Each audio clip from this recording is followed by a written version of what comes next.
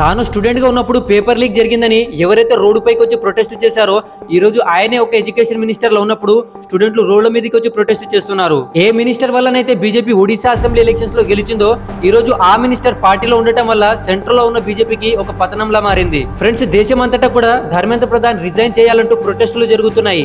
Neat paper leak తో start అయిన ఈ ప్రొటెస్ట్ ఈ రోజు పొలిటికల్ పార్టీస్ అన్నిటికీ కూడా ఒక ప్లాట్ఫామ్ లా మారింది. వేలాది మంది స్టూడెంట్లు రోడ్లపైకి వచ్చి ధర్నాలు చేస్తున్నారు.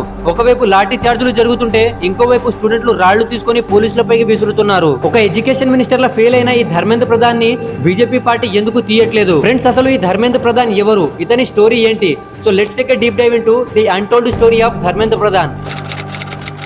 So coming back to the story, friends, మనలో చాలా మంది ధర్మేంద్ర ప్రధాన్ ఒక పొలిటికల్ లీడర్ అని అనుకుంటారు. కానీ ఇతను ఒక ఫేస్ వాల్యూ.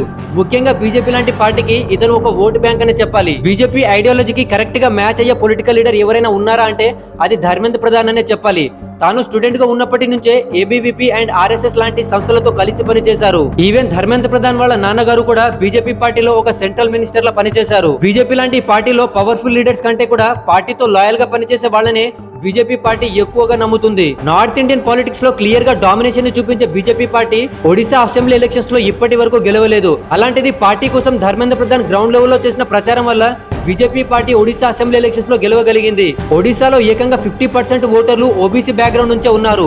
ఈ ధర్మేంద్ర ప్రధాన్ కూడా ఒక ఓబీసీ బ్యాక్గ్రౌండ్ నుంచే కావడం వల్ల బీజేపీకి ఎలక్షన్స్ లో చాలా వరకు అడ్వాంటేజ్ గా మారింది. అలాంటిది ఈ రోజు ధర్మేంద్ర ప్రధాన్ ని రిజైన్ చేయిస్తే కనుక BJP party OBC vote bank ని వెన్నుపోటు చేసినట్టు అవుతుంది. బీజేపీ పార్టీ ధర్మేంద్ర ప్రధాన్ ని ఎక్కడ కూడా తక్కువ చేయకుండా ప్రతిసారి కూడా పెద్ద పెద్ద పదవులు ఇచ్చుకుంటూ వచ్చింది. 2014 సెంట్రల్ లో బీజేపీ వచ్చిన తర్వాత ధర్మేంద్ర ప్రధాన్ ని పెట్రోల్ అండ్ నేచురల్ గ్యాస్ మినిస్ట్రీని అప్పగించారు. ఇన్ఫాక్ట్ ఈయన ఉన్నప్పుడే ఉజ్వల యోజన అనే స్కీమ్ చాలా వరకు సక్సెస్ఫుల్ గా మారింది. 2019 లో కూడా అడిషనల్ గా మినిస్ట్రీ ఆఫ్ స్టీల్ ని కూడా అప్పగించారు. ఆ తర్వాత 2021లో ఎడ్యుకేషన్ మినిస్టర్ల బాధ్యతలు తీసుకున్న ధర్మేంద్ర ప్రధాన్ కంటిన్యూస్ గా 5 years వరకు ఇప్పటి వరకు ఒక ఎడ్యుకేషన్ మినిస్టర్ లా కంటిన్యూ అవుతూ వస్తున్నాడు. ఏ మినిస్టర్ నైతే బీజేపీ నమ్ముకుంటూ పెద్ద పెద్ద పదవులు ఇచ్చుకుంటూ వచ్చిందో ఈ రోజు అతను పార్టీలో ఉండటం వల్ల బీజేపీకి ఒక గండంలా మారింది. 2024లో కూడా నీట్ పేపర్ లీకేజీ జరిగినప్పటికీ కూడా బీజేపీ పార్టీ అదే పోస్ట్ లో ధర్మేంద్ర ప్రధాన్ ని కంటిన్యూ చేయించింది. 2024లో నీట్ కాంట్రవర్సీ జరిగిన తర్వాత సెంట్రల్ గవర్నమెంట్ ఒక హై లెవెల్ కమిటీని ఏర్పాటు చేసింది.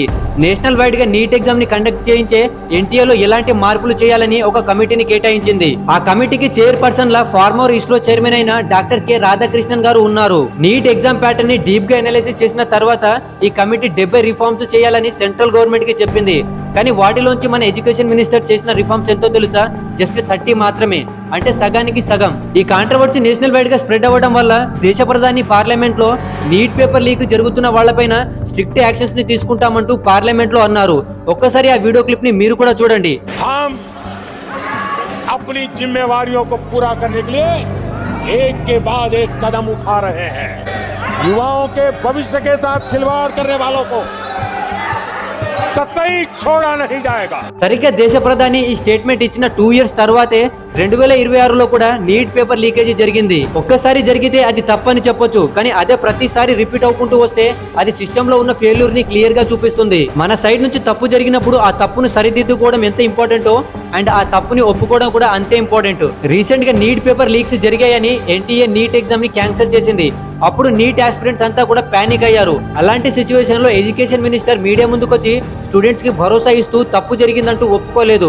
ఒకవేళ ఎడ్యుకేషన్ మినిస్టర్ ఇన్ టైమ్ లో మీడియా ముందుకొచ్చి ఇవన్నీ చేస్తుంటే ఈ రోజు ఇంత పెద్ద ప్రొటెస్ట్ జరిగేదే కాదు. ఒకప్పుడు లాల్ బహదూర్ శాస్త్రి లాంటి గొప్ప లీడర్లు కూడా రైల్వే మినిస్ట్రీలో పనిచేస్తున్నప్పుడు ట్రైన్ యాక్సిడెంట్ జరిగిందని ఆ ట్రైన్ యాక్సిడెంట్ రెస్పాన్సిబిలిటీ అంతా కూడా తనపైకి తీసుకుని ఆ మినిస్ట్రీని రిజైన్ చేశారు. అంతేందుకు 2017లో బీజేపీ గవర్నమెంట్ సెంట్రల్ లో ఉన్నప్పుడు రైల్ యాక్సిడెంట్స్ చాలా జరిగాయి. అప్పట్లో రైల్వే మినిస్టర్ గా ఉన్న సురేష్ ప్రభు మీడియా ముందుకు వచ్చి తప్పు జరిగిందని రెస్పాన్సిబుల్ గా ఫీల్ అయ్యి రిజైన్ కూడా చేయాలనుకున్నారు. కానీ సురేష్ ప్రభు రిజైన్ చేయడాన్ని పార్టీ ఒప్పుకోలేదు. ప్రజల్లో ఉన్న కోపం చల్లారిన తర్వాత కొంతకాలానికి సురేష్ ప్రభుని వేరే మినిస్ట్రీలోకి షిఫ్ట్ చేశారు. బీజేపీ పార్టీ సురేష్ ప్రభుతో ఇలా చేయడం వెనుకాల చాలా పెద్ద పొలిటికల్ స్ట్రాటజీ ఉంది. ఒకవేళ తమ మినిస్టర్ రిజైన్ చేస్తే కనుక పార్టీ తప్పు చేసినట్టు ప్రజల ముందు ఒప్పుకున్నట్టు అవుతుందని బీజేపీ పార్టీ అలా చేయనివ్వలేదు. 2014లో ఏ పార్టీ అయితే అపోజిషన్ లీడర్ల కరప్షన్లు స్కామ్లను టార్గెట్ చేస్తూ పవర్ లోకి వచ్చిందో ఈ రోజు అదే పార్టీలో పనిచేస్తున్న పొలిటికల్ లీడర్లు తప్పు చేస్తుంటే ఆ పార్టీ ఏది చేయలేకపోతుంది. బీజేపీ లాంటి పార్టీలో ఒక మినిస్టర్ అవడం ఎంత కష్టమో ఆ మినిస్టర్ రిజైన్ చేయడం కూడా అంతే కష్టంగా ఉంటుంది.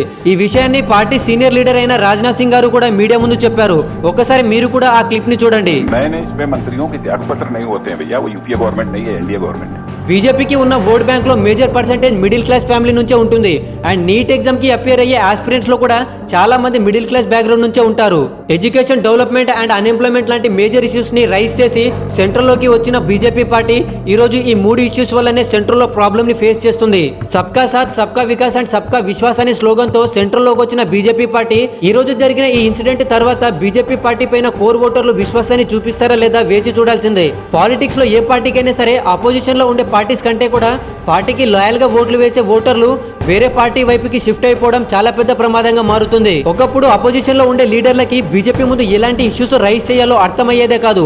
అలాంటిది ఈ రోజు బీజేపీకి ఏ మాత్రం సూట్ కానీ ఎడ్యుకేషన్ అండ్ అన్ఎంప్లాయ్మెంట్ లాంటి ఇష్యూస్ ని రైజ్ చేస్తున్నారు. ఈ రోజు మన దేశవ్యాప్తంగా పెద్ద ఎత్తున స్టూడెంట్లు ప్రొటెస్టులు చేస్తున్నారు. ఈ ప్రొటెస్ట్ ని కంట్రోల్ చేయాలంటే బీజేపీ ముందు ఉన్న ఆప్షన్లు రెండు. ఒకటి ఎడ్యుకేషన్ మినిస్టర్ అయిన ధర్మేంద్ర ప్రధాన్ ని రిజైన్ చేయడం, అండ్ రెండవది తెలివిగా బీజేపీ పార్టీ ధర్మేంద్ర ప్రధాన్ ని ఎడ్యుకేషన్ మినిస్ట్రీ నుంచి వేరే మినిస్ట్రీకి షిఫ్ట్ చేయడం.